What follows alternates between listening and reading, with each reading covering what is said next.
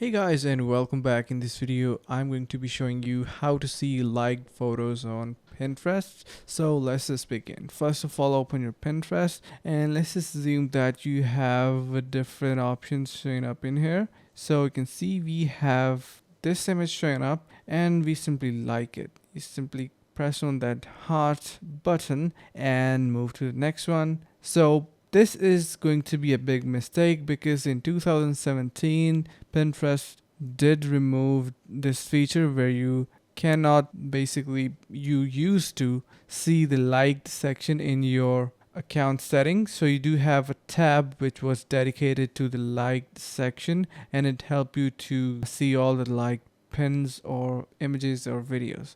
So for now, what you can do is simply save using the save option, red option over here, and now you will be able to retain them and get them back. So if you head over to your account now, you will be able to see them onto your account. So this is the only way. Make sure to keep yourself updated with this information. I hope this helps. Thank you so much for watching, guys. Stay tuned and see you in the next video.